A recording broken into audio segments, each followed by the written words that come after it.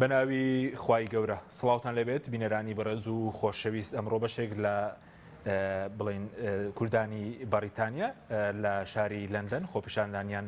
دژی مەسرور بارزانی سەرۆکی حکوومەتی هەرێمی کوردستان ئەنجامدا و ئۆتۆمبیلەکەشیان هێلکە باران کرد. لە بەرنامەی ئەمڕۆ قسە لەسەر خۆپیشاندانەکە و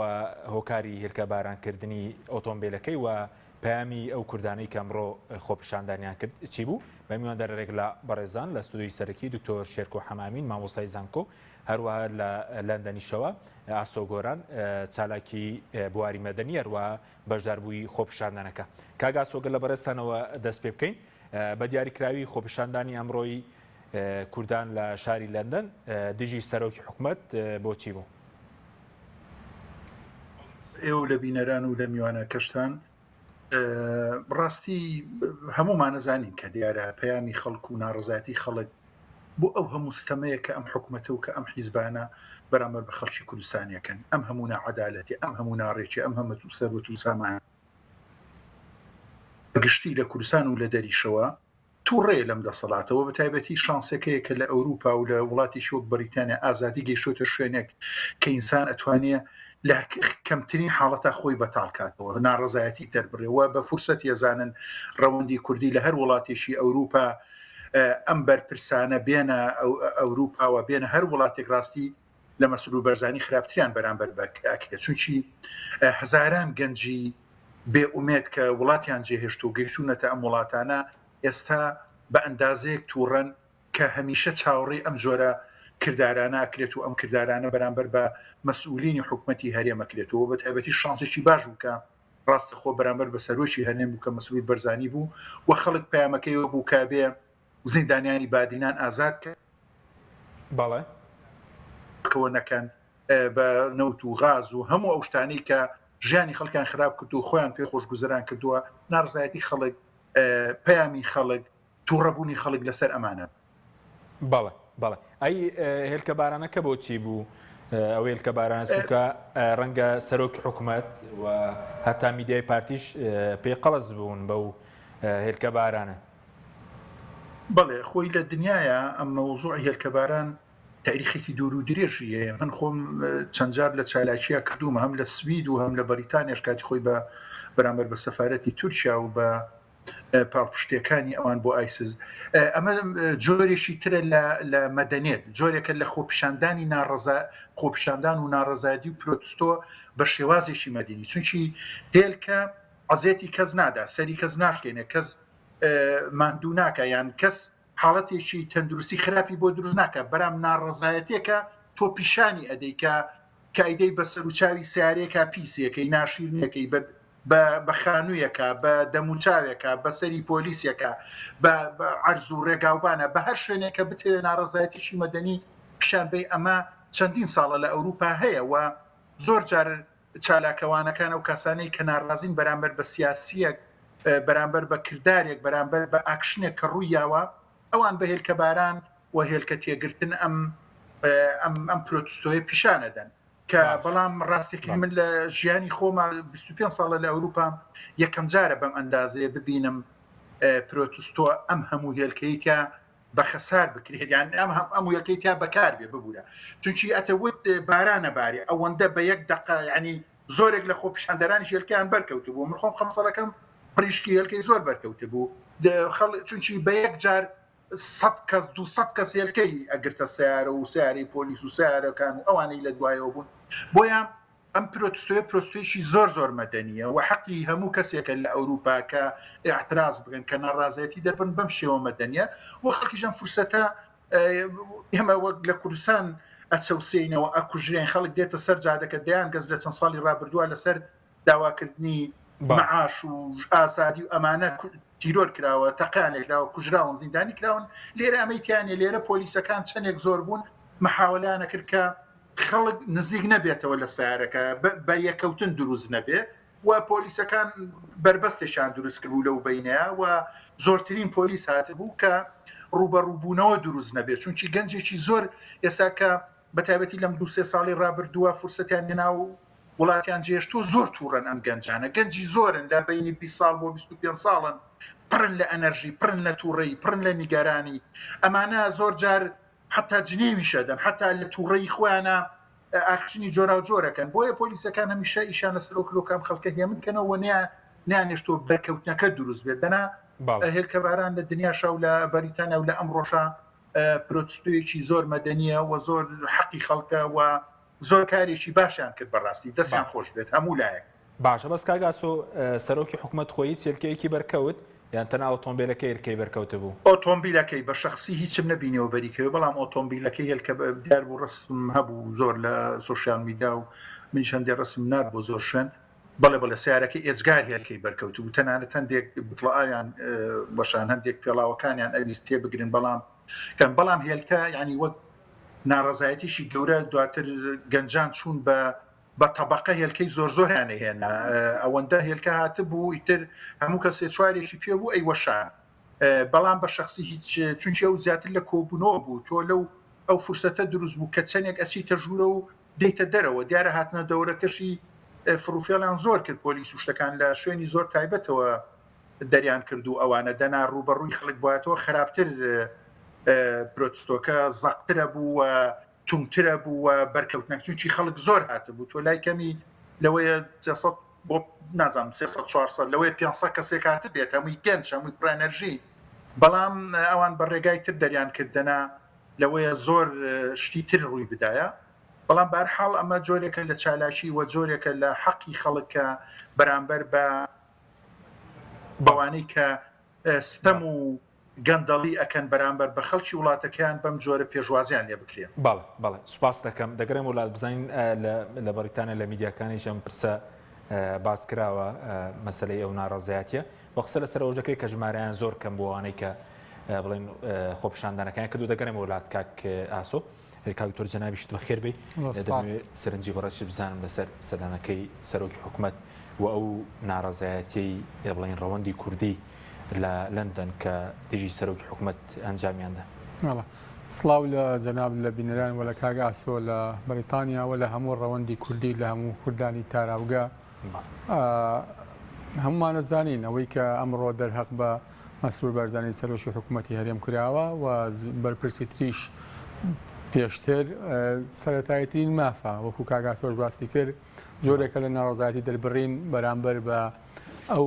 مەسئولە نامەسئول و گەندەڵ و جەردە ئاسایانەی هەرێمی کوردستان کە لێرە لە ڕاستیە دۆزەخشیان بۆ خەڵکی کوردستان دروست کردووە و ژیانێکی شاهنشاهیشیان بۆ خۆیان دروست کردووە بۆ ئەوە سەرەتایەترین مافە و پامێکی زۆر ڕوونە بۆ بنەماڵ دەسەڵاتدارەکانی هەرێمی کوردستان بە تایبەتی بنەماڵی بارزانی و تاڵەبانی و هەموو ئەوانەی تریش کە لە چواردەوری ئەوان و ئایانەوێت لە سێبەری ئەوانە بمێننەوە و درێژە بەم حکومە جەردە سالاریەی هەرێمی کوردستان بدەن کە ئەگەر لێرەش یعنی لەبەربوونی ئەو هەموو مؤسساتە قەمعی و ئەو هەموو بندیوار و ئەو هەموو دەسەڵاتە قوڵەی کە دروستیان کۆ لە هەرێمی کوردستانە ئەو لەشکرە زۆرەی پاسەوان لە کاتی ڕێکردنیانە خەڵک بەو جۆرە نزیک نەبێتەوە لیان بۆ ئەو شکڵە لە نازایەتی دەربڕینی مەدەنی ئەوە بێگومان لە وڵاتانی دەرەوە ناتوان خۆ بە هەمان ئەندازەی هەرێمی کوردستان پاسەوام خەنە دوای خۆیان بۆیە یعنی ئەمەی کە خۆیان ئەمڕۆ دەرهەقیانەکرێت بەڕاستی بەرهەمی ئەو حکومەت با بڵین جەردە سالاری و شێوە تۆتالیتاریەیە کە سی و ئەوەندە ساڵە لە هەرێمی کوردستانە بنیاتیان ناوە ینی بە معنایەکی تر ئەمان خۆیان خەڵکیان تا لێواری مەرگ بردووە خۆ چاوەڕێن نابێەوە بکەن خەڵک گوڵیان پێشەشکان هەن لە ڕاستیە هیچ نظامێکی ستەمکار هیچ نظامێکی قەمعی کە هەمیشە بۆ دوژمنەکانی لەسەر چۆک بێ بەڵام بۆ گەلەکەی دەست بەچەک بێ وەکوەی کە لە هەرێمی کوردستان بە دڵنیایی بەڵێ ئەمانە یعنی هەر بە قەناعەتی من ئەم مۆدیێلە لە بەڕێوەبردن لە هەرێمی کوردستانە و پارتی وێچێتی و لە ناویە بنەماڵی بارزانی و تاڵەبانی بۆیە هەن بۆی کورد نەبێ بۆیە هەن بۆی قواری هەرێمی کوردستان نەبێ بۆیە هەن بۆ ئەوەی کورد نەبێ بە هیچ نەک هەر کوردی باشووری کوردستان نەبێ بە هیچ بگرێت کوردی پارچەکانی تریژ نەبێ بە هیچ یعنی ئەم قواری ئەو حکومڕانی خراپە ڕنگدانەوە شیە لەسەر پارچە بە دڵنیایی ئەم مۆدیە لە جەردە سالاریە بنەماڵی هەرێمی کوردستان بووە بە نەکبەتی بۆ پارچەکانی تری هەرێمی کوردستانیش یعنی بۆ نمونە ڕەنگە هەبن لە پارچەکانی تری هەرێمی کوردستانە بە تایبەتی لە ڕۆژهەڵاتە یعنی ئەم مۆدیە لە شکست خواردە ببینن طبیعی بێ بەلایەنەوە ئەو نیزامی ڕۆژهەڵات بەردەوام بێنێک ئەزمونێکی تری پڕ گەندەڵی و جەردە سالاری لێرە دووبارە بێتەوە بووین بە نەکبەتی بۆ ڕۆژئاوای کوردستان لەبەرەوەی ئەمانە هەمیشە یعنی لە ئەچنە بازنی ئەو پلانانەوە کە دژی ڕۆژئاوایە کە دژی باکوورە تۆ بێنە لە بەرچای خۆ ڕۆژاوای کوردستان یەک منفەزی هەیە کە بە باشووری کوردستانەوەی بەسێتەوە کە سیمێڵکایە بە بەردەوام ئەم دەواازەیە لەلایەن دەسەڵاتدارانی پارتیەوە کێشەی بۆ دروستەکرێت ئەوە تا ئێستا کە تورکیا لەشکرکێشیەکە بە قوڵایی نزیکەی 40 کیلومترات و تەخاچی هەرێمی کوردستانەوە دەیان بارەگای ئاشکرا و نهێنی هەیە لە هەرێمی کوردستانە قابلە کێ هاوکاریەکە خۆ بە باشکرا پارتی لە ناو ئەم بازنایە کە تورکیا دژ بە کوردانی باکوورێکە لە دروستکردنی ناکۆچی ئەسڵەن لە ناو هێزەکانی کوردیەکان لە ڕۆژئاوا لە شوێنەکانی تر بۆیە بەڕاستی فعلەن ئەم مۆدێلە خراپەی بەڕێوەبردن کە ئەم دوو بنەماڵێت تەمسیلیەکەن هەم بۆ سەر قواری هەرێمی کوردستان مەترسیە هەم بۆ سەر کوردبوون مەترسیە هەم بۆ سەر پارچەکانی تری هەرێمی کوردستانیش مەترسیە بەس هێلکەکە پەیامی تێدا بوو پێگومانکە چیە ئەو هێلکە بارانە پەیامەکە ئەوەیە کە لە ڕاستیدا ئەمانە دەسەڵاتێکن دەسەڵاتێکی ستەمکارن دەسەڵاتێکن خەڵکیان وەکوتم تا لێواری مەرگ بردووە بۆ گەلەکەی خۆیان هیچ خێروبێرێکیان نەبووە بەڵکو هەموو ئەو خێروبێرەی هیانە یا بۆ خێزانەکانی خۆیانە یا بۆ دوژمنانی کووردا پەیامەکە ئەوەیە کە ئێوە با بڵین ئازادیتان کوشتووە لە هەرێمی کوردستانە خەڵک زیندانەکەن خەڵک لەسەر کۆمنت ئەژیرێت خەڵک لەسەر ئیمۆژیەک ئەژیرێت لە هەرێمی کوردستانە بۆیە بەو شێوەیە مامەڵان لەگەڵاکتەوە کوتم نابێت چاوەڕێ ئەو بکەن گوڵیان تێبژیرێ گوڵ ئەگیرێتە ئەو سەرکردە و بەرپرسانەی کە مەسەلا بۆ نمونە توانیمانە وڵاتەکەیان لە وڵاتێکی کاولەوە بەرە وڵاتێکی ئاودان بەرن سە بۆ نمونە مەسەلا مالیزیا یاخود سنگاپورە ئەمانە یعنی حەقیەوەیە کە ئەو سەرکردانەی کە حەقی خۆتە بچووی بەرەسێت کە بارام کرد حەقی خۆیان بە دڵنیایی حەقی خۆیانە زای بۆ حەقی خۆیانە لەبەرەوەی ئەمە وەکوتم سادەترین تعبیری مەدەنیە و هەروەها خۆموشمان بینیمان لە ساڵانی ڕابردووە ئەمان خۆیان لە هەولێر ئەویان بەرامبەر بە خەڵکی بۆ پۆسیۆن کردووە هەنی بینیمانە هەر لە ناو شاری هەولێرە لە ناو بەردەم قەڵا خەڵک هێلکە باران کراوە هەر بە چەکیش خەڵک خۆپشان دەریان جگە لەوەی کە تیرۆریان کردووە جگە لەوەی کە خەڵکیان فڕانوە جگە لەوەی کە بە دڕندانترین شێوە ڕوبەڕووی خۆپشاندەران بوونەتەوە بە شەق لەسەری خوێنکاریان هەڵاوە بە فیشەک ناوێنە بە ناودەمی ڕۆژنامە نووسەوە لە ناو هەولێریشە ئەم مۆدیێلە پێشتر ینی ئەمانە کردویانە قابلە چێ کردوێتی لە ناو هەولێرە بۆیان هەرگیز نابێت چاوەڕێ ئەوە بکەن کە خەڵک بە گوڵ ڕوبەڕویان بێتەوە بەڵکو هەمیشە بێت چاوەڕێ ئەوە بکەن کە خەڵک بە شێوەیەکی زۆر ئەوەی کە با بڵین دژیان بوەسێتەوە کە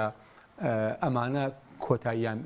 هاتووە و بەڵام وەکو چۆن لە حکمی زمانە ڕایگرت و سوپاس دەکەم بەڵە بینێرانی بەرز ناوبڕێکی کورتمانەیە یەکێکی تر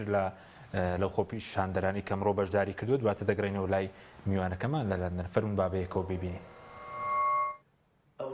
بەشداری باکرد لە گربوونەوە و ناڕەزایەتیەکانی شاری لەندەن لە دژی هاتنی وەرسور و بارزانی سەرۆکی حکومەتی هەرێمی کوردستان من بە پێویستی دەزانم لێرەوە دەستخۆشی لەو برایانە لەو خوشکبرایانە بکەم کە بەشدار بوون لەوێ ڕەوەندی کوردی بەشداریان کرد لەو گربوونەوە و ناڕەزایەتیانە ئێمە پەیامی ئێمە ئەوە بوو بە بەسر و بارزانی بڵین بەسە چیتر واز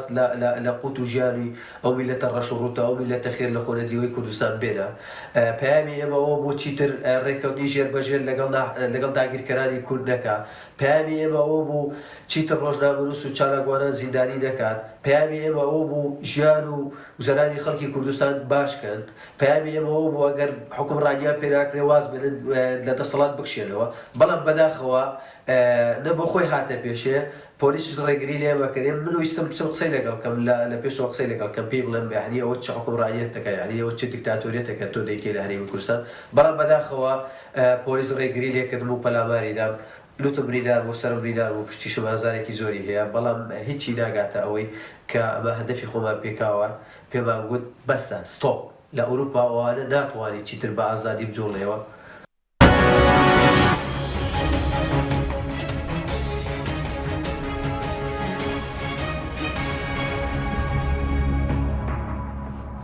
جارێکتر سڵاوتان لەبێت بەڕێزان کاک ئاسۆ بگەڕێمەوە لای بەڕێزت سەبارەت بەوەی کە ساندێک لە میدیاکانی دەسەڵات دەرەخنە دەگرن دەڵێن ژمارەیەکی کەم بەشدار بوون ژمارەکە زۆر بوو یاخود وڵ هەتا تۆمەت بۆ ئەوانە هەڵەبەستن کە ئەمڕۆ بڵین خۆپیشاندانیان کرد و ئۆتۆمبیلەکەی سەرۆکی حکوومەتیان هێلکەباران کرد. وڵەن هاور تۆ تەوەقعی چێک ینی چاوەڕێکی لە میدیای ئەم دەسەڵاتەکە قابلە قسەی باشکە لەسەر خەڵک لەسەر ئێمە لەسەر خۆپیشاندەر حتمما ئەوان تۆمەت ئەوان بەمە پەروەردەبوونەوە بەمە هاتوونەتە ناو ئەم دەسەڵاتەوە و بەمە خۆیان بەهێز کردو و بەخۆت کردو تۆمەت بەم و بۆ دروستکەن تۆمەتی ناشیرن تۆمەتێک کە بە شەرمەکە باسیشی بکە ئەم تۆمەتانە خەڵکی تووڕەوە سەر نکاتەوانێ ئەو گەنجانەی کە ئەمڕۆ مەبینی و من بە ئەندازەیەک تووڕەن کە ئەمانە ساردیان ناکاتەوە چی ئەڵێمە بە پێچەوانەشۆ بە بڕای من یەکێ بووە لە هەرە خۆپیشاندانە گەرم و گوڕەکان کە تا ئێستا من بەم نەوع بینم ئەگەر لە هەفتەی شوباتە بەم نەوع خەڵک زۆر ئامادە بوو بێ و بەم قووەت و ئیرادە و ئەنەرژیەوە کە ینی خەڵک ناتوانانی خەڵک ئارام کەیتەوانی خەڵک بە ئەندازەیەک هات بۆ پێشەواگە بەڵێ سەدان گەنج هاتبوو وەک گوتم نزیکی 500 کەسێک بە تەسەوری خۆم دیارە لە بینی 400 بۆ 500 ئەوە خەڵک هاتبوو و خەڵکێکی باش بوو وە کەم جارڕێکەوێ ئەوەنە خەڵک زۆر بێت چونکی هەر کەسە و لە شارێکە و لە شوێنێکە و مەشغڵەت وا لێکات تۆ زۆر جار خۆپیشاندانی 50 کەسی و 20 کەسی و 30 کەسێکەی نێمە ئێستا 400 500 کەس بێ بۆ ئەمە و خەڵک بۆی مهم بوو لەبەری خودی مەسعود بەرزانی بوو و من زۆر جار لەناوم گەنجانی ئێرە ئەبیستم کۆنتاکتم هەیە کە قەراریان داوە و خەڵکێکی زۆر لە ئەوروپا بە شێوەیە کە بڕیاریان داوە هەر مەسئولینێکی ئەم دەسەڵاتە ئەم حکومەتی هەرێمە وڵاتێکەوە لە ئەوروپا لەم خراپتری پێک و ئێمە هیچمان پێ نەکرێ ئەتوانین ئەمە بکەین بەرامبەر بە گەلی خۆمان بە بەرامبەر بە هاوپشتی و هاوکاری گەلی خۆمان کە خەڵک لە کوردستانە ئەمەی پێ ناکرێ و خەڵک لە کوردستانە لەسەر بە قەولی دکتۆروتی ئیمۆجیەک لەسەر ناڕەزایەتێک کۆمنتێک ئەگیرێ و 6 ساڵ زیندانێکرێ ئێمە لە ئێرەوە ئەتوانین پاڵپشتی ئەم خەڵکە بکەین و بەوەی کە نەهێلین ئەم مەسئولانە بە ئازادی لە ئەوروپا بێن بسوڕێنەوانێ و ناژوێنن ڕاستەکەی زۆر جار وایە ئەبیستین مەسئولێک دێ بە دزیەوە ئەڕواتەوە ئەنجا ئەبیستین هاتووە ئەجینا هیچ مەسئولێکی هەرێمی کوردستان ناتوانێت بە وەفتێکی ڕسمی و بێ و بە ئارامی بێت و بڕاتەوە لەبەر ئەوەندە ستەمیان کردووە ئەوەندە گەندبەڵیان کردووە ئەوەنە ناحەقیان کردووە ئەوەنە ناشیریان کردووە بۆیە محبوبێتیان نەما تۆ سەیری هەنێک کۆیلەی دەوروبەری خۆیان مەکە دێن و ئەڕۆن و قسەی هینەکەن تۆ سیرکە هەر ئەو سوۆشیال میدیای ئەمڕۆ کە ئەو مەوزوعە دابەزیوە بزانە دوو کەسە بینی کۆمنتێک بنووسێ بۆ پشگیری ئەم دەسەڵاتە هەر هەمووی نەفرەتیانەکە ئەم دەسەڵاتە بە ئەندازەیەک نەفرەت بارکراوە بە ئەندازەیەک خەڵک تووڕە و تیژە بەرامبەری کە لە تاریخی دەسەڵاتە لە دنیای لەوەی زۆر کەم بوو بێت ئەمەندە دەسەڵاتێکی ناشیرنە هەڵبژاردنەکان پەرلەمانەکان خەڵک ناڕزا هەمووی پیشانێدا دەرەوە هەمووی پیشانکە ئەم دەسەڵاتە نەک محبوب نییە بە نەفرەت کراوە و ئەم دەسەڵاتە ئەگەر یەک زەڕە کەرامەتیان هەبێ ئەگەر یەک زەڕە هەست بە مەسئولیەت و شکۆی شەخسی خۆشیان بکەن وەزیرەکان بەیانی دەست لە کارە کێشنەوە بەڵام شکۆیان نییە ئەوان حەماسەتی شەخسی خۆشیان لەو ئاستەیان نییە ئەوەندە زەلیلن بەدەست سوڵتە و پارە و ژیرفان و کورسی خۆیانەوە یعنی شکۆی ئەویان نییە بڵێن ئێمە واز لەم دەسەڵاتە دێنین ئێمە لەبەرەوەی ئەوەندە خەڵک نەفرەتمانەکە ئەوەندە ناشرینین لە ناو خەڵکە تۆ وەرەکان وەزیرەی تۆ هێنیتە پێشچاوی خۆی هەر حیزبێکە لە کوردستان بابێتە لەندەنەوە بابێتە بەلجیکاوە بابێتە سویدەوە زانە چۆن نەفرەتیانەکەن بۆیە ئەم دەسەڵاتە تەواو بووە ئەوەی کە ڕایگرتووە هاوکێشەیەکی سیاسی دنیایی هەیە ئەم خۆ بچووکردنەوەی بۆ وڵاتەکانی دەوروبەر هەیە ئەمانە هێشتویانەتەوە دەنا لە ناو خەڵکی خۆیانە ئەم دەسەڵاتە تەواو بووە بڕوا بکە ئەو ئازادی لە لەندەنا هەیە زەڕەیەک لەمە لە هەولێرە هەبێت لە سلێمانی هەبێت لە دۆکە بێت خەڵک لەمە خراپتریان پێکە و لەمە زیاتر نەفرەتیانەکە بەڵام ئەوان هێزیان ئەوان بەتەقە بە بینیمان لە 2019 11 چەند ساڵ پێش چەنەها گەنجیان کورد هەر لەسەر ناڕزایەتیە تەقیانە کرد و خەڵکیان بەشەقە مامۆسایان بەشەقدا بۆیە لە ئێرە ئەم فرسەتە هەیە بۆ ئەم هەموو گەنجە کە حەقی ئەویان هەیە ئەم دەسەڵاتە هێلکەبارانکەن نەفرەتیان لێ بکەن و ئەشیکەن خەڵک و ناژوەستێت و درێژەشی هەیە و بەردەوامە بێت و ئەم دەسەڵاتە ئەبێ ئەم دەسەڵاتە جێی بێڵێت جێی نابێتەوە لە ناو خەڵک قبولی ناکردووە وە گوتم جارێکی تریش و زۆر جاری تومەتەوە هەر هەڵبژاردنەکانی ڕابردوو پیشانیدا کە خەڵک هیچ مەحبوبێتێکی نەماوە بۆ ئەم دەسەڵاتە تاکو تراک لەم کۆیلانەی خۆیان لەم بندیوارانی خۆیان لەمانی خۆیان لەبێت دەناتەواو بوونە بەڵێ دەگەڕێ وڵاتواتر لەسەرەوەش ئایا لە میدیای بەریتانی و ئانەژ یاخۆ لە دەرەوە ڕنگدانەوە هەیە بۆ دەگەڕێ وڵات دکتۆر سەبارەت بەوەی کە ئەم حکوومەتە پێ دوای ئەم پەیامانە وەربگرێت بە بۆ خۆداچوونەوە ئەوەی کە لە چەند سەماڵ ژنێک بڵێن حکوومەتی دەرکرد لە مەراسیمی یادی ئەنفال ئەو ئەمڕۆ بڵێن ئەو هێلکەبارە نەبووە لە لەندەن وا دەکات بە خۆی دابچێتەوە پەیامەکەی پێ بگات بێگومان هەموو ئەمانە پەیامن و پەیامی زۆر مەدەنیانە و زۆر جوانن و ئاستی وشیاری بەرزی خەڵکی هەرێمی کوردستان دەرەخات چ لە ناو هەرێمی کوردستان چ لە تاراوگا و ئەوەی کە لە هەڵ سەمسەماڵیش دەرهەق بە وەزیری کاروباری شەیدان کرا بێگومانەوە پەیامێکی ڕوونە بۆ حکوومەت بۆ دەسەڵات بەڵام هەروکو کاگاسۆ ژووتی ئەمانە شکۆیان نەماوە من لەوە با بڵین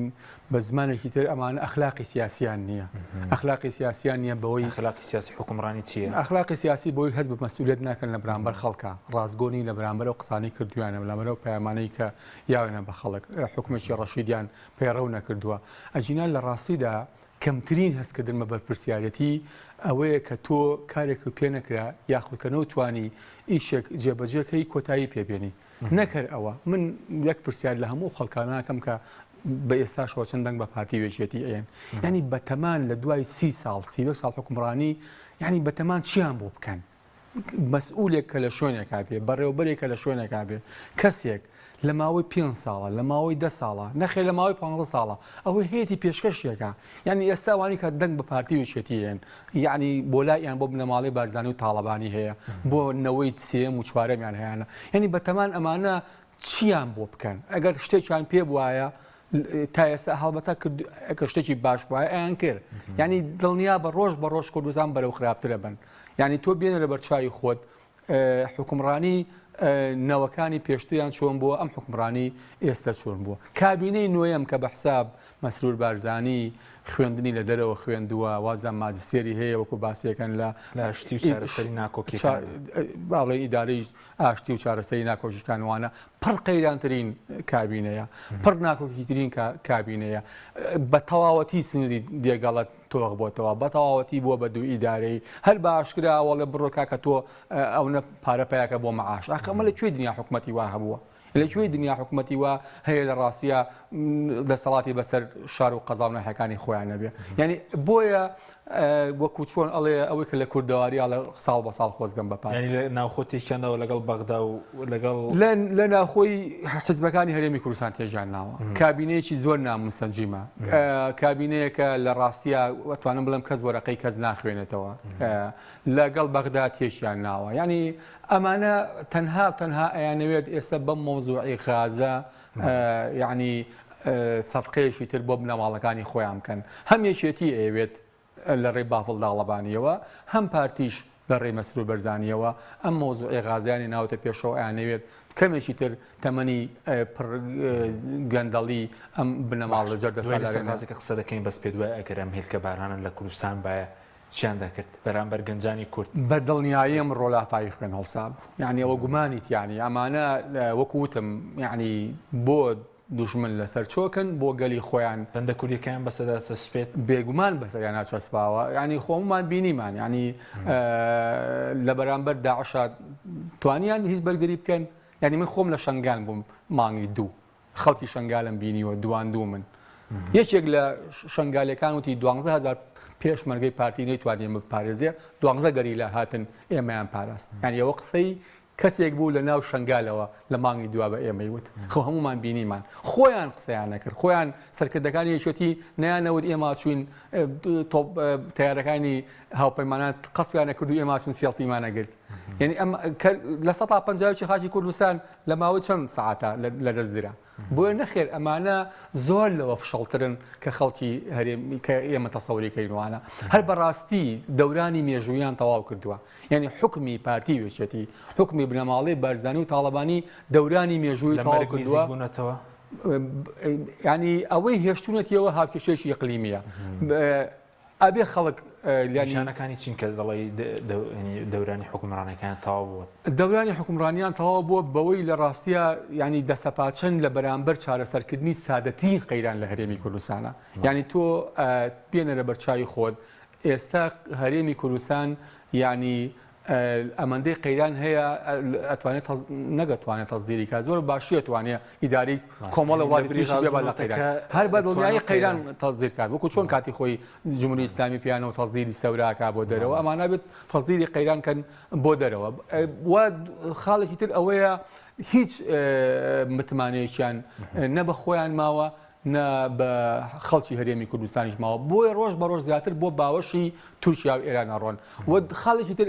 مەسەلەی بەشداریکردنی خەڵکە لە هەڵبژاردنەکانە یعنی ئێستا پارتی وچێتی بە هەردووکیان ڕەنگە بوو هەڵبژاردننی عێراق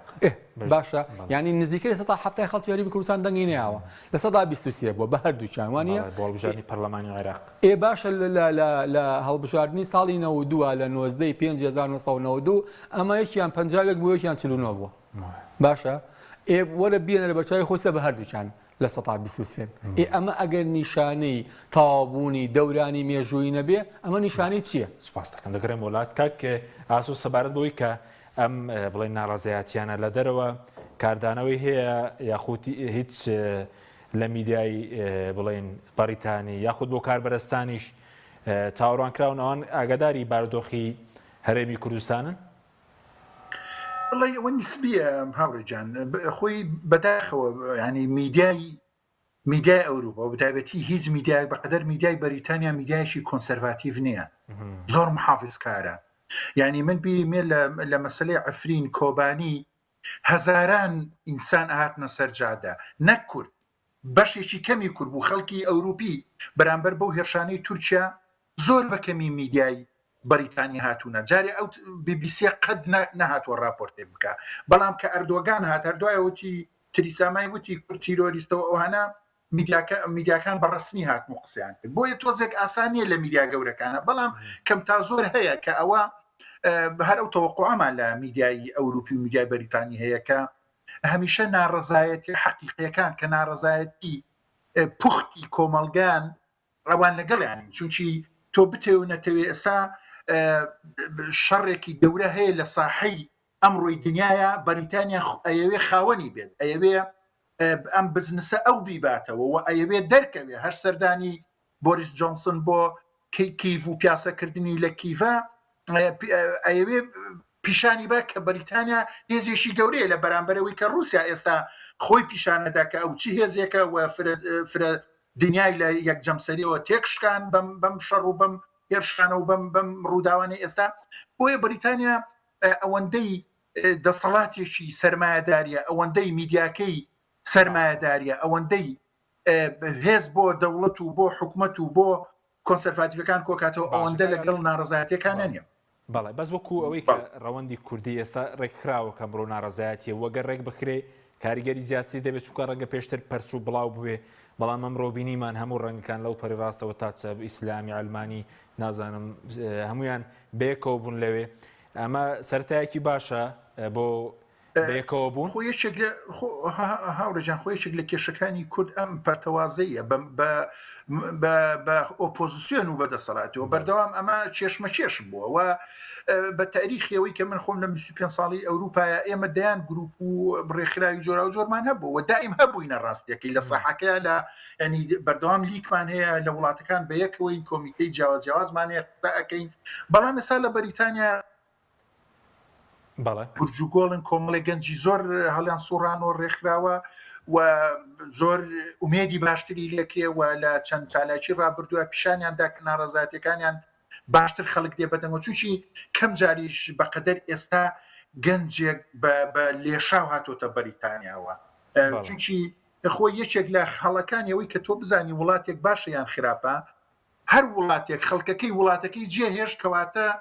خەلەلێکەیە لە وڵاتەیە کە لە سیستەمەکەیە لە دەسەڵاتەکە لە حکومڕانیە لە ئابوووریەکەیە بۆیە تۆ پیشانی بە ئێستا ئەو سنوورانەیەک تۆز ئاسان بێ هەرەوەی کە بەلاروسیا فیزەی کردوانێ بە لێشاو خەڵک لە کوردستانەوە هات ئەمە پیشانیدا کە لەم وڵاتەیە بە عێراقیشەوە دیارە بە هەرێمی کوردستانیشەوە سیستەم هەڵەی تایە ئیدارە هەڵەی تایە حکوومەتەکەی خراپە بۆی خەڵک جێڵێ بۆی ئێستاش لە بەریتانیا گەنجیشی ئەجگار زۆر هاتوۆتە ئەم وڵاتەوە ئەم گەنجە ئەو گەنجە تووڕەیە کە خەونی هەبوو خەونەکەی خۆی خەونی خۆی بەرامبەر بە کوڕی مەسئولێک کە وەک ئەمە وەک ئەمیش لەوەیە زانکۆی تەواو نەکرد بێ کوڕە مەسئولێک پیاوە کوژێ لە سکیوریتیەدا جادە قەتعەکە کافتریا کاتەوە وتێل داخە نازان هەر شتێک بێ ئەیکە ئەمیش گەنجێکی مەحرومە چاوەڕێتی ماگانە ئیشێکی دەستکرێ بای 300,000 هێشتا نییە بۆیە ئەم گەنجە هەرچی هەوڵێکی داوە جێ هێشتووە ئیتر یارمەتیە چۆنەکۆی کردوتۆ گەشتوە ئێستا بە تووڕێوە لە ئێرێ ئێستا بە پڕێوە لە ئێرێ ئێستا بە ئامادە باشیەوە لە ئێرێ جارێکی شێڵەوە بەڵێ هەموو ئەو دەسەڵاتی حکوومەتی هەرێم هەر کەسێکیان بێنە ئەوروپا و بەریتانیاوە لە مەسلول بەرزانی خراپتریان بەڵێ سپاس دەکەم دواتر ناوبڕێکمان هەیە دەکرێن بۆ لای پەرستان بەڵێ بینەرانی بەڕێست ناوبڕێک کورت و دەگەڕێنەوە وڵاتان لەگەڵمان بمێنەوە تۆپ ئارت تاکە بریکاری تۆڕی میدیایی کۆمەڵ بۆ بەرهەمهێنان و بڵاوکردنەوەی ڕێکلام کارگەی ئاوی سلێمانی تازەترین بەرهەمی خستە بازاڕەوە کارگەی ئاوی سلێمانی بەهۆی کوالیتیە بەرزەکەی و ئاوە سازگەرەکەی یەکەمین کارگەیە لە عێراقدا کە بەرهەمەکانی لە ئەوروپا و ئیمارات بەردەستن بۆنی کەمترین بڕی سۆدیۆم و نەبوونی نیترات لە ئاوی بەڕادی سلێمانی وای کردووە ببێتە خاوەنی حەوت بڕوانەمەی جیهانی و نەودەوڵەتی ئاوی بەڕادی سلێمانی دڵنیایی زیاتر تەندروستی باشتر کارگەی ئاوی سلێمانی دۆی میلکۆم شایستە بەخوانی تۆم دۆیەک 100% سروشتیە و لە شیری مانگا بەرهەم دێنرێت و بێمەوە حافیزەیە ئەگەر دەکەوێت دۆیەک بە تام و چێژی سروشتی تاقی بکەیەوە ئەوە دۆی میلکۆم بکە بە هاوڕێی سفرە و خوانەکەت دۆی میلکۆم لە تاقیگەی تایبەت بە کارگە پشکنینی بۆ دەکرێت بۆیە دۆی میلکۆم هەردەم بە کواڵەتی بەرز بەرهەم دێنرێت دۆی میلکۆم لەلایەن کۆمپانیای سوودارەوە دابین دەکرێت و دەگەیەندرێت بەسەر جەم شار و شارۆچکەکان دۆی میلکۆم شایستە بەخوانی تۆ دۆی میلکۆم کۆمپانیای سوودار بریکاری سەرەکی لە کوردستان و عێراق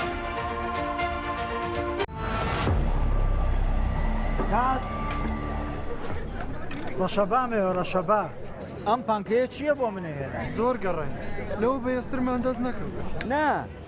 لەوە بەهێزتریش هەیە لاکێت فیلمی تۆڵی بە سین 5 تێک 2 هەستە بڕۆ و بەرە داگیرسێنە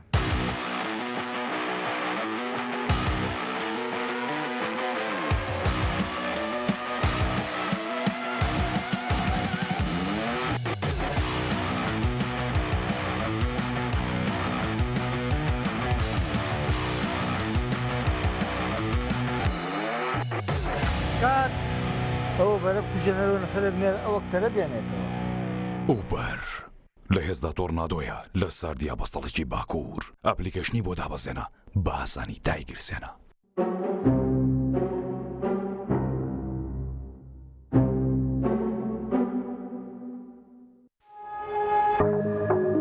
تۆپ ئارت تاکە بریکاری تۆڕی میدیایی کۆمەڵ بۆ بەرهەمهێنان و بڵاوکردنەوەی ڕێکلام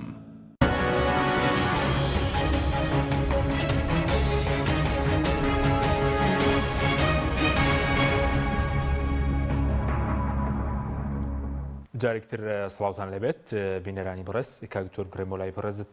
لەم سەردانەدا ئەوەی کە نووسنگی سەرۆک وەزیرانی بەریتانیا بڵاوی کردو باس لەوە دەکە کە ڕۆی ترزیش بڵاوی کردبەوە کە بڵین لەم سەردانەدا باسی نادەکردنی غازی هەرێم کراوە بۆ ئەوروپا سەرنج چێ ئێمە لە ناوخۆ پێداویستی دابین کراوە تا لە دەرەوەی سەباسی غازەکە بکەن لە ڕاستیە ینی وەکو چۆنڵێ نەوتەکە زۆر جوان بۆ بەخێر و بەرەکەت بۆ هەرێمی کوردستان جا بە غازیشی بێتە سەر ئەمە وازەحە من لە قسەکانی تری شاوتمان ئەم دوو بنەماڵەی سەکیە بڕشیانە لەسەرەوەی چۆن لە ڕێگەی ئەم غازەوە پێگەی خۆیان بەهێزکەن. بۆ بە بڕوای من ڕەنگە جۆرێک لە شۆشی تیابێت بۆ ناوخۆی هەرێمی کوردستان کە ئەمان یعنی علاساس دۆستیان هەیە پشتیوانیان هەیە لە دەرەوە و ئەمان چۆن پێشتر ئەیانود ئێمە لە ڕێی نەوتەوە کوردستان بردوۆتە سەر نەخشەی وزەی جیهانی بەدەستدێنی سەر بەخۆیی بەدەستێنی نەم کۆمپانیا گەورانە باشن لە هەرێمی کوردستانە هەبن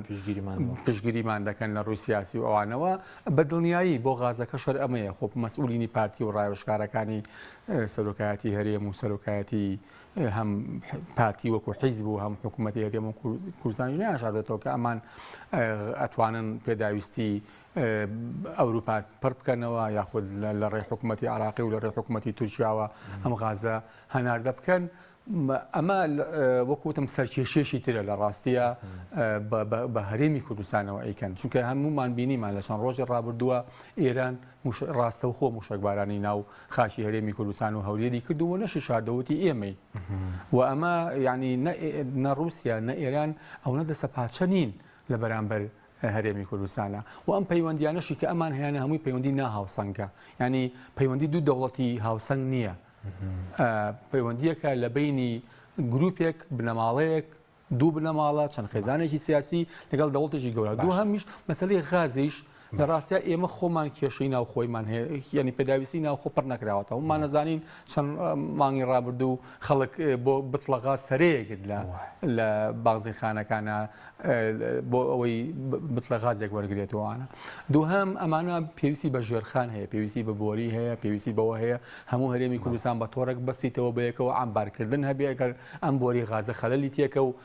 ئەم ئەمبارکردنە توانای هەڵگرتنی غازی هەبێ بۆ چەند ڕۆژێک بەزلی شوێنێک شتی وایە دکتۆر ئێستا دەڵێن ئەوەی کە هەیە بەشی ڕەنگەڕەسەداسی پێداویستی ناو خۆ بکە من خەڵکی شارەزانی ناو بۆ بەرنام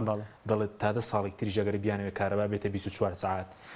مەسەلەی غازی شلی ماڵان دابیکەن غازی ئۆتۆمبیل و ئەوانە دابینکەوەی پیشەسازی ناتوانان نادەیکەن کە ئێستا لە سەدا CBA و قسەکردن لەبارەی هێناردەکردنەوە کە چییە تۆ ناوخۆی خۆت کێشە هەبێ باسی ناردەکردن بکەیت ئەوەی منیش بە چوونم کردووە وامەندەی زانیاریمان وەرگرتووە لە ڕاستیات تا 10 ساڵی تریش ئەمە ناکاتە ئەوەی کە ئەمان بتوانن بەو شقڵا هەناردەی دەرەوەی هەرێمی کوردستانی بکەن بەڵام وەکوتم ئەمان وەکو چۆن پێشتر لە ڕێی نەوتەوە بۆ نەوتەکە شەروایان کە پێداویستی ناوخۆیان دابین نەکرد لە سوتەمەنی ئێستا هەموو هەرێمی کوردستان بەرمیلێکی وەرگرتووە خۆ ئێستا هێشتا هەمووەری کوردستان وەری نەگرتووە 35 خەڵک 40 وەریگرت ئەگەر بەریان وانە کەچی ئەمان شانازی بەوەکەن ئەمان کوردستانیان برۆسەر نەخشەی وزەی جیهانی ئەمان لە ڕاستیە چ نەوت چ غاز بۆ خۆشگوزرانی خەڵک بەکار نایانن بۆ منفعاتی میلەتەکە بەکاری نایانن بۆ بەهێزکردنی ژێرخانی ئابووری بەکاری نایانن بۆ بەهێزکردنی دیموکراسی بەکاری ناهێنن لای ئەمان مەسلەی ئەوەی کاڵن ئێمە توانین ئەوە بکەین لەم ڕێگەیەوە چەندێک دەستکەوتی شخصیان بۆ جیرفانی خۆیان و بنەماڵەکانیان دەستەکەوێت ئیتر حەقیان نییە بەسەر ئەوە دوای ئەوە ناوخۆی هەرێمی کوردستان چیڕەنگی خازەکە جۆکنەوتەکە لێ بکەنەوە پێداویستی ناو خۆش پڕ نکاتەوە بەس بیانەوێ هەناردە بە دڵنیایی ئەمان لە ڕێی نەوتەوە ئەیانەوێت درێژە بە حکومڕانی خۆیان بدەن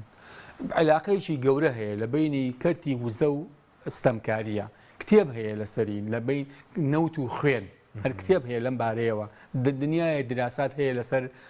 کەرتی وزە و بەرهمێنانی ستەمکاری بەرهمێنانی دەساتێکی تۆتالیتاری نەوت شەفاف نەبێت دیکتاتۆریەت نەوت شەفاف نەبێت دیکتاتۆریە دروستە بێ غاز شەفاف نەبێت دیکتاتۆریە دروستە بێ نەتوانێت بخرێتە خزمەتی کەرتەکانی ترەوە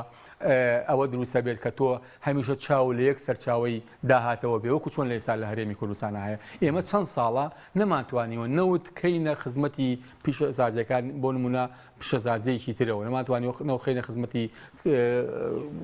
کەرتی کەشت و گوزارەوە کەرتی کوشت و کاڵەوە دەستخستنی هەلیکارەوە بۆ گەنجەکانمان ساڵانە نزیکەی 24,000 لە بە لە زانکۆ پەیمانگا دەرەچێت 2,000 کاری دەست ناکەوێت بەڵێ بێگومان عیلاقەیەکی تەریب هەیە لە بینی کەرتی وزان نەوت و غاز بۆ بەرەمێنانی دەسەڵاتی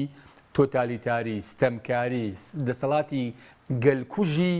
خۆشیێن ئەمان دەسەڵاتێکیان ئەوێت کە خۆیان وەکو شاهنشا بژین گەلەکەشیان بکەوێتە سەر ساجی عەلی وەکوی کەیسە لە هەرێمی کوردستانە کردوانە ئەو کەسەشی کە هێشتا لەدایک نەبووە قەرزارە یعنی تۆ بێنە لە بەرچاوی خۆت ئێستا هەرێمی کوردستان بە قەولی ئەم کابینەیە سەر و نزیکە 30 میلیارد دلار قەرزارە ئەمە بە عەقڵی کیا ئەچێت دەسەڵاتێک نەوتی فرۆشت بێ پارەشی لە بەغاوە بواتە بێ باج و ڕسوماتیشی لە خەڵک وەرگرت بێ موچەش کە سەرەکیترین ئیشی ئەم حکومەتە موچەیە کە وەرە عیبێکی گەورەیە یعنی عیبێکی زۆر گەورەیە هەر ئەمە هی ئەوەیە کە ئەم حکومەتە شار بە دەرکرێت باشە ئەم حکومەتە کۆتایی پێبهێنرێت بەسم لە مۆدیێلەکەیە مۆدیێلی حکومڕانەکە کۆتایی پێبهێنرێت کە یعنی بە 20 ڕۆژ موچەی خەڵکی هەرێمی کوردستان دابەشەکەن پەروەردە ڕۆژە پەروەردەی ناو شار دابەشەکەن ڕۆژە پەروەردەی دەروە شار دابەشەکەن یعنی لە 94 و 95 شاوان نەبوو کە ئەو کاتە دووسێ گەمارۆ لەسەر هەرێمی کوردستان بەس پارەی گومرگەکانی شەبوو بۆیە ئەمە خۆ جۆنیان بەوەی کە لە ڕێی ئەمە هەناردەکردنی غازەوە کوردستان چی لێە قەوارەکە چی لێە ئەکەوینە بەرهێرشی تورکیا ئەکەوینە بۆرە ئێران رووسیا ئەمان گرنگ ئەوەیە شۆیە بکەن کە ئەمان لە دەرەوە بەهێزن و دەوڵەتانی جیهان پشگیریانەکەن کە بە دڵنیایی هیچ حکوومەتێکیش نەیتوانیوە پشگیری خارجی بمێنێتەوە هەموو حکوومەتانی ڕووخاوان پشگیری گەوری خارجیان هەبوو بەڵام ناوخۆلیان هەڵساوە. سپاس دەکەم کاگاسۆ سەبارەت بە و دروشمانەی کە ئەمڕۆ بەرزکراونەتەوە زیاتر چه دروشمێک بوون هەرتەنەت بڵێن زیندانانی بادینان بوون یاخود وێنەی ڕۆژنامەنووسە تیرۆرکراوەکانیش بوو ئەوەی کە ئەمڕۆ بەرزتان کردبوونەوە لەو خۆپیشاندانی دژی مەسرور بارزانانی بڵێ تر کۆی داواکاریەکان هەمووی ینی یەک پاکیجە تۆ ئەتوانی یەک لیست ناشرنی ئەم دەسەڵاتە باسکەیت و داواکاری بەڵام ئەمە بە داواکاری حەل نابێت ینی تۆ تازە ناتوانانی بەم حکوومەتە بڵێ وەرە ئەمە چاکە و ئەمە بە تۆزێ باشتر بێ و بمێنەوە ئەمە تەواو بووە ئەم حکوومەتە ڕۆیش ئەم حکوومەتە ناتوانێت حکوومەتێکی باش بێ ئاڵوگۆڕ بێ ئەمڕۆ خەڵک بە گەورەی هاواریانە کرد مەسرور بەرزانی تیرۆریستە کیلەرە بکوژە ئەمڕۆ بە ئاشکرا هاواریانە کرد سەردەژ عوسمان چەند ڕۆژێکی تر یادی تیرۆرێتی ئێوە بەرپرسن لێ و ئێوە نەخشەدار ڕێژی تیرۆرەکەی بە ئاشکرا هاواریانە کرد زیندانەکانی بادینان لەسەر هیچ زیندانی کراوە گەنجێکی تر لەسەر داوای هەموو ئەمانی کرد کە ئەبێ بکرێت نەک ئەوەی ئەمە بکەن ئیتر ئەم حکومەتە تەواو بووە ینی بەشەر شەرمەکە ینی وایان لە خەڵک کردووە بە نیومەعاش ڕازیە بە ڕۆژ ڕازی هێشتا نای لە کاتێکا بە قەولی خەڵک زۆر لە ناوخەکە ئەڵێ ئەم حکومەتی هەرێمە نەوتی کڕی و یان فرۆشتێتی ئەمەگە قەرزارە ئەم هەموو سەروەت و سامانە هەیە ئەم هەموو گومرگ و کەناڵ و ڕێگا و داروبەر پارە وەرەگرن لە هەموو شتێک بەڵام خەڵکان پێ ناژێ بۆیە ئەم حکومەتە ئەوە نە چاکە باشی کەیت ینی چاچی کەیتەوە ینی سوچێکی بۆ بگری بڵێ شانێ دەمەبەر ئەم حکومەتە سەرتاپا دارزیوە هەلا بووە خۆیان ڕەبتیان نەماوە بە یەکەوە حیزبەکان فەزایەک دروست بۆ ئێستا ئەواڵێ لە بەشی پارتیا تورکیا بە جۆرێک هەژمونی سیاسی هەیە لە دەسەڵاتی پارتیا لەم لاش ئێران و لە عێراقشا بە جۆرێک ئێران و تورکیا ینی ئەم دەسەڵاتە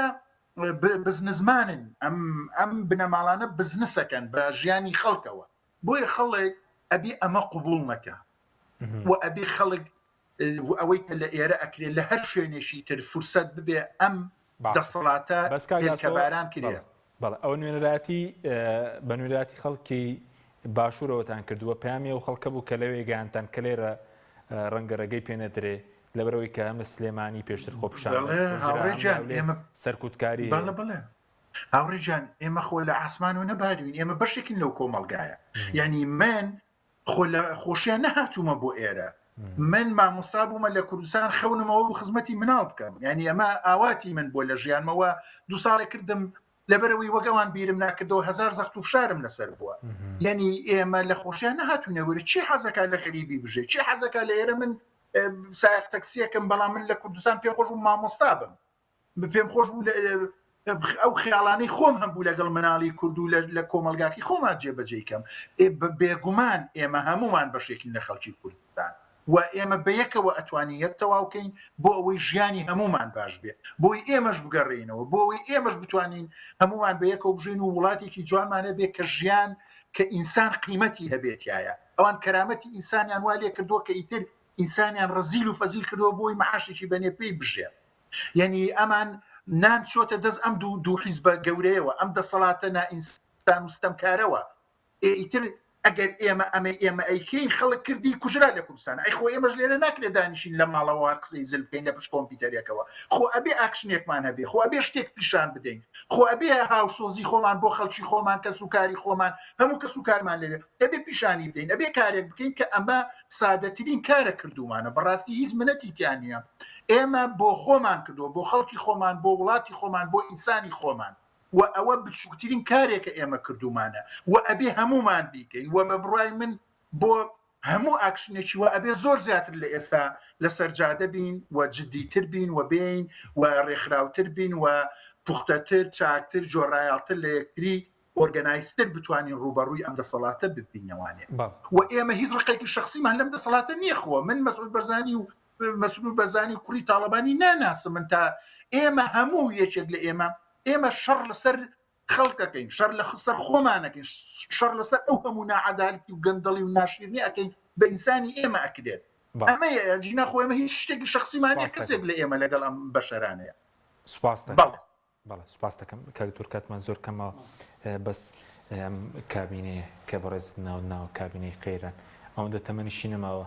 چاوەڕێ هیچ تری لێ دەکرێت جێگەلەوەی کە بڵێن بەڕێز باست کە مەسەلەی موچەیە ئەوە سوتەمەنیە ئەوە نانەگرانکە باج ڕوسوماتە لەگەڵ عێراق بانزینە چاوەڕێکی باش من بەش بە حاڵی خۆم چاوەڕێیان لێ ناکەم و هەر کەسێکیش هەر حیزبێکیش لە ناو ئەم حکوومەتە چاوەڕێی باشە لەم حکوومەتە بکە یاخود چاوەڕێی چاکسازی لەم حکوومەتە بکە لەم دەسەڵاتە بکە لە ڕاستیا خۆی خەڵەتێنێ من دیسانێ لێمەوە ئەو کەسانی کە دەنگ بە پارتی وێچێتیان بەس پرسیارە لە خۆیان بکەن یعنی بەتەمان چ شتێک لە خەیاڵیان هەیە تا ئێستا پێشەشانەکەی بە بۆیان بێنەکێت ئێستا تۆزێک بڵێن ڕخنە و شتی هەیە بۆ چێتی ئێستا بنمونە ئەوانیش خۆڵکردنە چاوی خەڵکە ڕەنگە یەکێتی بەشەکەی کەم بێت یەکێتی و گۆڕان چ لە ڕێی مەسئولەکانیانەوە بێ چ لە ڕێی پەرلەمانتارەکانیانەوە بێ ناتوانن شانی خۆیان خاڵیکەنەوە لەو بەرپرسیارەتی کە لەسەر شانە بەتایبەتی یەکێتی و لە ڕاستیە هەمومان لە یعنی شایەتی ئەوە دەین کە خوبات تاڵەبانی کە جێگری سەرش و حکوومەتە کە قساکە لە گەلی کوردستان ئەڵێ ئەگەر من ئاگام لە مەسەلی نەوت و دۆسەی نەوت نەبێت کەواتە من کەپتەرخەمم لە ئیشەکەی خۆمە یعنی کێشەکە لەوایە ئەمان ئەوانەی کە لەناو هەڵاتیانە لەسەر نەوت و لەسەر غازی سەڵێن ڕێگەنادەن ئەوە ستۆپیان بە غازەکە کرد یعنی لە ڕاستیە ئەمانش ئەیانەوێت بۆ خۆیانەوە بەرەنانی لەسەرکەن ینی بەڵێ بێگومانی سەرەکی بن بەڵێ ئەوانش ئەیانەوێت کارکتەری سەرەکی بن وەکو چۆن ئێستا مەسرور بەرزانی ئەمانش بە هەمان شێوەیانە یعنی شەڕی پارتی وێچێتی لەسەر خزمەتکردنی خەڵک نییە لەسەر دەستکەوتنی داهاتی زیاترە بۆ خۆیان و بنەماڵەکانیان ڕقم حسابەکانیان باشە بۆیە من بەش بە حاڵی خۆم چاوەڕێی هیچ شتێک لەم حکوومەتە ناکەم لەم دەسەڵاتە ناکەم هەر یعنی لە ڕووی زانستیشەوە گونجاو نییە لە ڕاستیا وشە حکوومەت بۆمە بەکار بێ کە ئینسانەوە خەفەتیشی پێخوا دەسەڵاتیە لە دوای 31 ساڵ نەیتوانی بێ لایەنی کەمی متمانە بۆ خۆی دروستکە گونجاوەکە چییە؟ ئەمە سیستەمێکی بنەماڵەیی جەردەسالاریە ڕەنگە لە شێوەیەکی ترا لە ئەدەبیاتی سیاسیە پێشی دەوتی حکومڕانی چەتەکان یا حکومڕانی دزەکان ئەمانە کار لەسەرەوەکەن لە ماوەیەکی قیاسیە زۆرترین داهاتکۆکەنەوە کاک حەشی من ئەم قسەیەکەم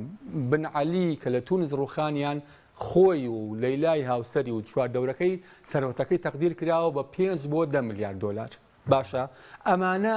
زۆر لەوە زیاتریان هەیە هەر لەو ماوەی چەند ڕۆژ ڕابردوو لە سۆشیال میدیا و لەم میدیایانەوە راپۆرت بڵاو بۆ لەسەر ملیاردێرەکانی هەرێمی کوردستان کە هەمووی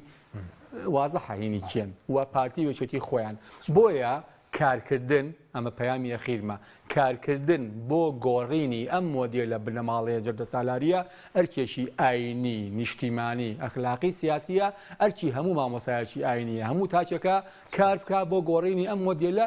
و تەنها قسێشم ئەمێ بکەم ڕوبەڕووبوونەوەی ئەم لەشکرکێشی ئێستای تورکیاش بۆ سەر باشووری هەرێمی کوردستان کە بە هاوکاری ئەمانە دیسان ئەرچێکی نیشتیمانیە پێویستە هەمومان ئەگەر بە وشەیەکیش بێ دژی ئەم هێرش و لەشکرکێش و داگیرکاری ئێستای تورکیا بوەستینەوە و من بە دڵنیایی ئێڵێمەوە ئەم دەسەڵاتە دەورانی مێژووی تەواو کردووە دەور و بەرڕایان سوپاس دەکەم کاک یاسۆ زۆر بە کورتی ئەگەر شتێکت ماوێ بەردەوام دەبن کاتم نەماوە سوپاس دەکەم وەڵام من جاریش سوپاسی واکەم و هیوادارم ڕەوەندی کوردی بە گشتی لە هەر وڵاتێک و لە هەر شارێکا پێیانەکرێت لە هەر شوێنێک مەسئول و بەرپرسی حکوومەتی هەرێمیان بینی هێلکەبارانی کەن و ئێمە ئەوەی پێمان بکرێت لە بەریتانیا ئەیکەین و درێخی ناکەین و لینکەکانی خۆشمان خەینەکە ئەمە پەیامی ئێمە بۆ حکوومەتە گەندەڵە نرخی هێلکەش گران نەبووە بەڵێ زۆر گران بۆ بڕوا بکە بە کارتۆنە هەوا ئەمڕۆ سپاس دەکەم سپاس بامە دەبێت کاک